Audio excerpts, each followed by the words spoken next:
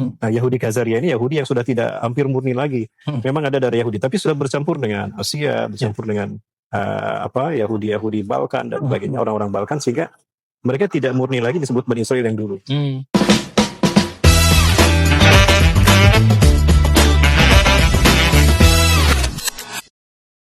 Berbicara tentang Bani Israel, Bani Israel itu kan keturunan Nabi Yakub alaihissalam. Jadi Nabi Yakub alaihissalam itu punya anak 12 orang laki-laki, 1 perempuan. Nah, pertanyaannya adalah sekarang itu apakah Bani Israel yang ada di Palestina sekarang itu adalah keturunan Nabi Yakub alaihissalam murni semuanya? Atau memang ada perpindahan dari mereka setelah Bani Israel berkembang di Palestina? Bismillahirrahmanirrahim. Pertama, saya ingin menyoroti bahwa Israel itu adalah gelar Nabi Yakub alaihissalam. Jadi ketika Nabi Yakub alaihissalam mendapatkan SK kenabian, itu beliau berangkat dari Kanaan ke Padan Aram. Kanaan itu Palestina sekarang, wilayah Palestina. Kemudian Padan Aram itu kalau tidak salah perbatasan antara Irak dengan Suriah. Nah, di Padan Aram ini tinggal pamannya, saudara laki-laki dari ibunya. Ibunya kan bernama Lea. Rifqah binti Batwail. Itu istri Nabi Ishaq alaihissalam. Dan punya saudara laki-laki yang bernama Labam bin Batwail. Nah, Labam bin Batwail punya dua anak perempuan. Yang bernama Lea atau Lahikoh, yang kedua Rahel. Nah, sebetulnya cinta pertama Nabi Yakub ini Rahel. Ketika beliau melakukan perjalanan dari Kanaan ke Padan Aram, itu membawa SK, kan SK kenabian, dan juga perintah dari Allah melalui Nabi Ishak untuk menikahkan Nabi Yakub alaihissalam dengan Rahel. Kemudian perjalanan itu kan jauh. Kalau dilakukan di siang hari panas, maka dilakukan di malam hari. Nah, perjalanan di malam hari namanya Isra. Dan itu karena Allah, Israel. Nah, dari situlah Nabi Yakub alaihissalam mendapatkan gelar Israel. Nah, maka keturunan beliau disebutkan Bani Israel, keturunan Israel, Nabi Yakub alaihissalam. Nah, ini pernah ditegaskan oleh Rasulullah SAW ketika Rasulullah hijrah ke Madinah. Rasulullah didatangi oleh sekelompok orang Yahudi. Jati sebatu minal Yahud, dan bertanya tentang beberapa hal. Kemudian Rasulullah SAW bertanya pada mereka, hal unasdukum billah, hal ta'lamuna li anna Ya'qub Israel. Aku persumpahkan kalian pada Allah. Apakah kalian tahu bahwa Yakub itu Israel? Ajal. Bala ya Muhammad, innahu Israel. Nah, itu kata orang Yahudi sendiri. Nah, kemudian karena Rahel punya kakak namanya Lahikoh atau Ya'la, maka Nabi Yakub alaihissalam nikah dulu dengan Lahikoh, dengan Ya'la. Mas kawinnya 8 tahun mengembalakan kambing. Setelah itu menikah dengan Rahel. Mas kawinnya 8 tahun mengembalakan kambing. Setelah itu baru pulang ke Kanaan. Dikasih 2 pembantu. Pembantu bahasa merekanya kahit. Satu kahit untuk Ya'la yang bernama Balha. Satu kahit untuk Rahel yang bernama Zulfa. Nah, karena mungkin ragab pulang membawa 2 akhwat yang bukan mahram, maka kedua-duanya ditikah. Jadilah 4 istrinya. Nah, dari Ya'la itu melahirkan 6 anak laki-laki. Dapat 6 anak laki-laki. Ada Robin, ada Zabulon, ada Yehuda, ada Lewi. Di atas ada Lewi. Anak yang kedua kalau tidak salah. Dari Lewi ini melahirkan keturunannya menjadi Nabi Musa alaihissalam. Lahir Nabi Musa alaihissalam. Nah, sehingga ada kitab Imamat Levi, itu artinya keturunan raja-raja Lewi ini harus menjadi penguasa dunia. Nah, kemudian dari Rahel punya 2 anak laki-laki, Nabi Yusuf dan Benyamin. Dari 2 kahit ini melahirkan Dan dan Naftali, Zad dan Asir. Nah, jumlah mereka jadi 12. Nah, 12 inilah yang kemudian menjadi dinasti Yahudi. Isna asyara qabail, inna asyara nakibah. Nah, mereka ini disebut generasi pertama Bani Israel. Nabi pertama Bani Israel itu adalah Nabi Yusuf alaihissalam. Nah, adapun hari ini, orang-orang Yahudi hari ini merupakan orang-orang Yahudi campuran yang ada di Palestina. Dulu pada tahun 1946, Palestina dalam keadaan aman, tidak ada okupasi, tidak ada genocide.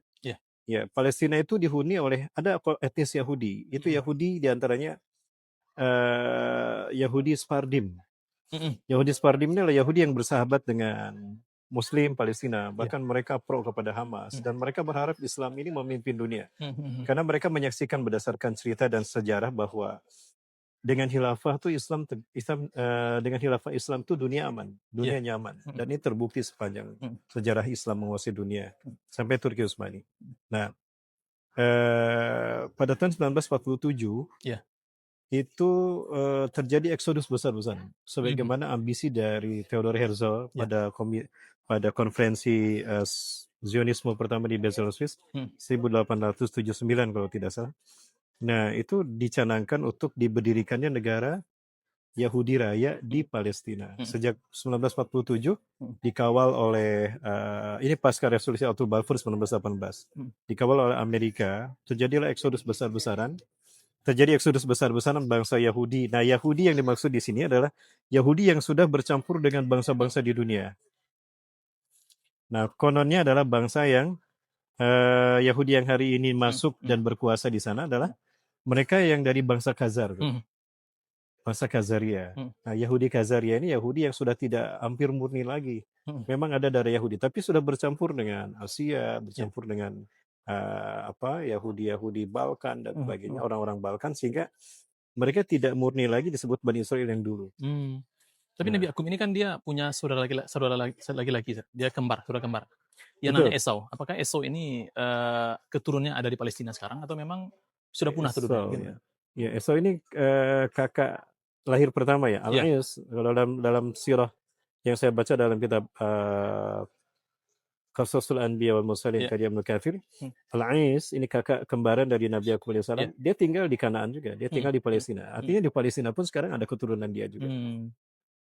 Ya, ada keturunan dia juga. Mhm. Nah, bisa jadi orang-orang yang sekarang ada orang darah Yahudi yang mengklaim Yahudi di Palestina itu bisa jadi keturunan Esau juga. Mmm. Dan yang jelas mereka tidak murni lagi dari dua keturunan Nabi Yakub dan Esau ini? Esau ini, tetapi juga dari yang bangsa-bangsa yang lain. Mmm. Nah, yang datang ini saat disebutnya Askenazi. Oh, Askanazi? Orang-orang Askenazi ini orang-orang Yahudi yang sudah bercampur dengan bangsa-bangsa di luar Palestina. Iya. Mereka benar-benar pindah di sana, seperti mereka eksodus dari Polandia, Iya. Ukraina, dari Rusia, seperti itu. Mhm. Ya, jadi mereka tidak murni Iya.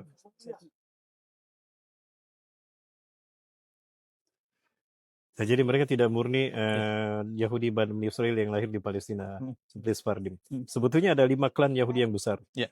Cuma yang terkenal 2. Ada Mhm. Sephardim yang bersahabat dengan Islam. Mhm. Ada Askenazim Iya. yang mereka biadab yang sekarang memegang kendali pemerintahan Mhm. Israel yang membantu umat Islam. Yang Mmm. berambisi ingin menguasai dunia. Berarti Askanazi ini memang turunan Yahudi yang, apa namanya, radikalnya lah istilahnya, yang keras. Betul. Dan Allah menyatakan itu di dalam Quran Surah Al-Isra ayat keempat sampai ayat ke-8. Mhm. Ya, di beberapa ayat antara ayat keempat sampai ayat 8 itu Allah menyatakan waja'alnakum atsara nafira. Iya. Dan kami jadikan kalian sebagai bangsa-bangsa yang besar Mhm. menyebar ke seluruh dunia. Mhm. Tidak terkecuali di Indonesia juga ada gen Yahudi. Mhm. Ada salah satu artis yang pernah mengatakan thanks for your gen. Iya. Terima kasih atas genmu. Oh. Dia jelas-jelas memang keturunan Yahudi. Mmm. Banyak bahkan di zaman sejarah VOC datang itu bangsa Yahudi ada. Sebetulnya VOC itu kita kenal selama ini hanya dalam masalah dagang Mhm. ya. Sebetulnya ada orang-orang Yahudi Freemasonry yang mereka ikut ngedompleng masuk ke Indonesia membawa Mmm. ideologi. Mhm. Mhm. Bahasa Belandanya Freemasonry. Iya, iya, iya. Freemasonry itu bahasa Eropanya Freemasonry. Oh, gitu. Nah, Freemasonry. jadi gini, sedikit kita menyinggung tentang persoalan antara Palestina dengan Israel sekarang. Orang-orang Israel itu termasuk juga antek-anteknya dari beberapa negara, termasuk mungkin Indonesia, yang apa namanya, yang punya kepentingan terhadap Yahudi, bahkan mengatakan Palestina itu adalah tanah Yahudi yang dijanjikan. Jadi mereka ini harus kembali lagi ke tanah mereka. Ini bagaimana menjawab pertanyaan seperti ini? Padahal di dalam Islam kita tahu bahwa Palestina ini sebenarnya sudah ditaklukkan oleh kaum muslimin semenjak Umar bin Khattab, kemudian ditaklukkan lagi setelah dikuasai oleh Romawi pada masa Sulaiman Al-Ayyubi. Nah, bagaimana mendudukkan soal ini? Ya. Memang dulu Allah Subhanahu wa taala menjanjikan pada mereka Mhm. tanah Palestina. Iya. Ya, ketika mereka dijajah Mesir itu, Mhm. Allah Subhanahu wa taala sudah menjanjikan pada mereka satu tanah Iya. ya di bumi Syam. Mhm. Ya. Nah, namun mereka setelah sampai di Padang Tih, mereka menolak untuk melaksanakan perintah Allah sebagai tahapan janji itu Allah tunaikan. Iya. Salah satu tahapan Allah tunaikan janjinya adalah mereka diuji dengan keberadaan kaum Jabariyah. Mhm. Ya, kaum Jabariyah itu adalah kaum yang berada di Gorzagor. Iya. Gorzagor itu yang sekarang mungkin Laut Mati ya. Iya. Ya, ibu kotanya Sodom dan Gomora. Nah, di sana tuh ada kaum Jabariyah. Mhm. Nah, mereka ini sebetulnya merupakan ujian untuk bangsa Yahudi Bani Israel ini untuk masuk ke tanah yang dijanjikan Allah, Iya. Palestina. Namun kan faktanya mereka menolak. Mhm. Mereka menolak melaksanakan perintah Allah untuk masuk ke sana. Mhm. Artinya mereka menolak untuk mendapatkan janji itu. Heeh. Nah, salah satu bentuk penolakannya adalah mereka tidak mau berperang melawan kaum Jabariyah. Oh. Mereka lupa bahwa di belakang mereka ada Fir'aun dengan bala tentaranya yang lebih hebat dari kaum Jabariyah. Ya. Allah tenggelamkan di depan mata mereka sendiri. Mhm. Nah, mereka lupa itu. Ini karakter mereka. Lupa bersyukur pada Allah Heeh. atas apa yang sudah Mhm. kenikmatan yang Allah Mhm. berikan. Coba kurang dimanja Allah apa mereka. Ketika mereka keluar dari Mesir, mereka kepanasan. Mhm. Allah naungi mereka dengan aman kan? Mhm. Bizulimul ghamam. Mhm. Kemudian ketika mereka lapar, Allah kasih mereka mana dan salwa. Mhm. Ketika mereka haus, Allah kasih air. Nabi Musa kasih mujizat memukul 12 mata batu air, dengan ya. tongkatnya keluar air. Nah, akibat mereka menolak itu, Allah haramkan tanah yang tadi dijanjikan. Itu Mmm. selama 40 tahun. Ya. Nah, penolakan mereka plus penghukuman dari Allah, Ya. Allah haramkan ini, itu membatalkan janji tersebut. Jadi sebetulnya sudah gugur janji Mhm. negeri Palestina untuk mereka, bumi Mhm. Syam untuk mereka itu sudah batal. Iya, iya. Nah, maka selama 40 tahun, mereka itu tidak pernah keluar dari padang Tih. Mhm. Tidak ada satupun celah bagi Bani Israel untuk keluar dari padang Tih Mhm. sampai ke negeri yang Allah janjikan sebelumnya untuk mereka. Iya. Maka mereka mati di sana. Nah, generasi yang masuk ke Palestina Iya. adalah generasi yang beriman. Karena Mmm. Allah selalu menggunakan angka 40 tahun. Iya. Ketika Allah ingin menghabiskan satu kaum yang kufur Mhm. kepada Allah, digantikan dengan kaum yang beriman, itu proses suksesinya terjadi 40 tahun. Iya. Nah, selama 40 tahun mereka diharamkan masuk ke sana, Mhm. berkeliaran di padang Tih. Nabi Harun meninggal di sana, Mhm. di padang Tih. 2 tahun kemudian Nabi Musa AS meninggal di padang Tih. Mhm. Jadi baik Nabi Harun ataupun Nabi Musa AS sendiri tidak sempat membawa Bani Israel yang keluar dari Mesir masuk ke tanah yang Allah janjikan. Artinya Mhm. pengharaman itu sudah membatalkan Mhm. janji itu. Nah, yang masuk berikutnya adalah Bani Israel yang beriman. Ah. Ya, jadi sebetulnya bukan Bani Israelnya, tapi keimanan mereka lah yang membuat mereka mendapatkan tanah Palestina. Oh gitu, Nah, iya. siapa yang membawanya? Yusha bin Nun, Mhm. Mhm. Nabi yang mendampingi Nabi Musa AS. Pemuda yang mendampingi Nabi Musa ketika mencari Nabi Khidir di perahu itu. Mhm. Nah, dalam surat Al-Kahfi, nah Iya. itu Nabi Yusha bin Nun. Makamnya ada di Jordan sekarang. Beliau inilah yang berhasil membawa Bani Israel memerangi kaum Jabariyah. Mhm. Nah, syarat ini dia penuhi. Mhm. Mereka penuhi sehingga Allah berikan Syam Palestina untuk mereka. Mhm. Allah berikan Syam Palestina untuk mereka, Mhm. sehingga mereka masuk ke tanah yang dijanjikan Allah atas dasar keimanan kepada Allah Subhanahu wa taala. Mhm. Seperti itu.